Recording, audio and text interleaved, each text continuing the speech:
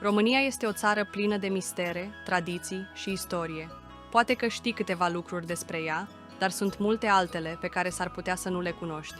Haideți să descoperim împreună câteva fapte inedite despre România.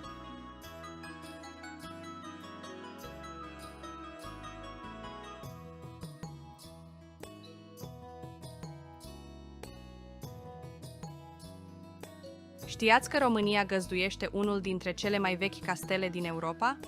Este vorba despre castelul de la Poenari, care a fost reședința lui Vlad Țepeș și care este adesea considerat un loc mai autentic decât castelul Bran, asociat cu Dracula. Însă, pentru a ajunge la Poenari, trebuie să urci numai puțin de 1480 de trepte.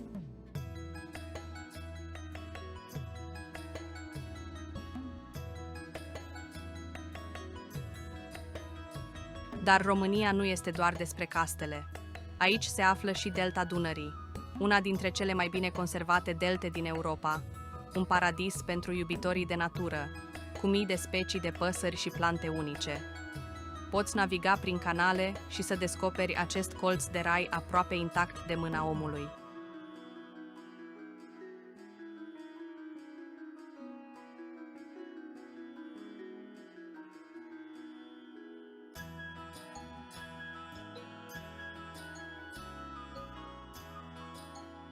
Știați că România este cunoscută pentru tradițiile sale străvechi, care sunt încă păstrate cu mare respect? Un exemplu celebru este sărbătoarea de Sfântul Andrei, când oamenii practică ritualuri de protecție împotriva spiritelor rele. De asemenea, la Mărțișor, pe 1 martie, românii oferă mărțișoare ca simbol al primăverii și al norocului.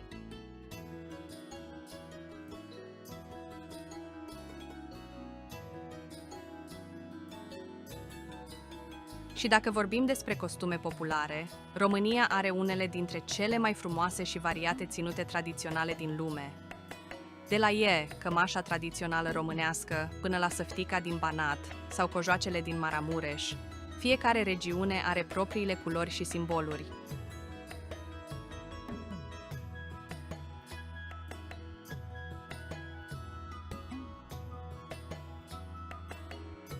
Un alt loc de legendă din România este Muntele Sfinx, aflat în Carpații Moldo-Transilvani. Acesta este o formațiune geologică naturală, care seamănă cu un chip uman și este înconjurată de mituri și legende. Mulți cred că este un loc sacru, iar unele teorii sugerează că aici ar fi existat un adevărat centrul spiritual al dacilor.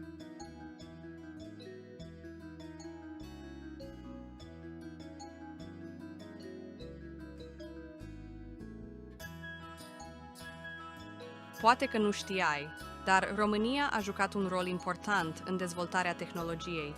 De exemplu, Nicolae Paulescu, un medic român, este cunoscut pentru descoperirea unui precursor al insulinei, în timp ce Henri Coandă, un alt român, a fost pionierul aerodinamicii și a inventat primul aparat de zbor cu reacție din lume, cunoscut astăzi ca jetul Coandă. De asemenea, România este și una dintre cele mai mari surse de energie geotermală din Europa, cu termocentrale care folosesc resurse naturale pentru a produce energie curată.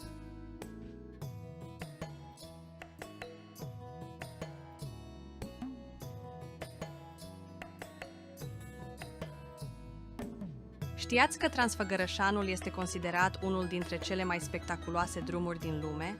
Acesta traversează Carpații, oferind vederi impresionante și este ideal pentru cei care iubesc aventurile pe drum.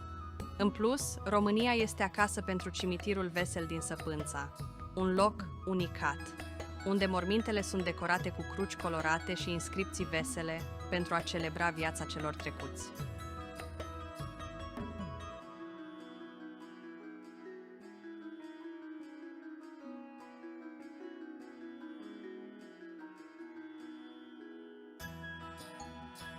România este un colț de rai pentru iubitorii de natură. Aproape 30% din țară este acoperită de păduri, iar Parcul Național Retezat este un adevărat refugiu pentru fauna sălbatică, având unele dintre cele mai mari populații de urși și lupi din Europa.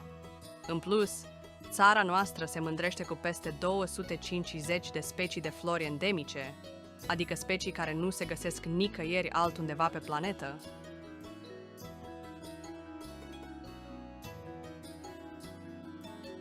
România este mai mult decât îți imaginezi. O țară cu peisaje de poveste, tradiții vechi de secole și o istorie fascinantă. Poate că acum ai descoperit câteva lucruri noi despre ea, dar țara noastră are și multe alte comori care așteaptă să fie descoperite. Vino și explorează România!